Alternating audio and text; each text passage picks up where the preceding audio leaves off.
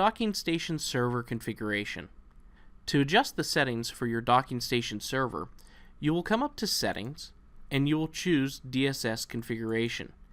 In order to do this, you must be logged in as a super user or an administrator.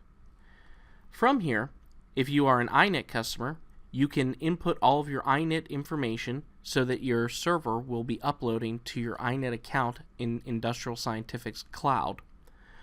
As you come down farther, you can enable the DSS logging and where you want it to log on your server. We also have the ability to change our instrument registration. As you can see right now, it is set to auto registration. This means any new instrument that is docked on any of my docking stations will automatically be registered in and able to use my system. If I want, I can change this to manual registration. If changing this to manual registration, do note that you will have to manually add each new instrument before it can use the docking stations. As we come down farther, we can see our reporting, and underneath here we have our certificate options. On the certificates that you can print out for calibration and bump tests, you can include a performed by signature line, a received by signature line, and also you can include the status of bump and cal in your certificates.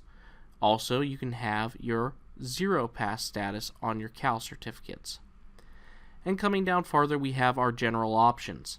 Under here, we have the ability to set so that our instruments will clear their peak readings after every docking. And we can also check off to apply default calibration gas and alarm settings to new sensors on first docking.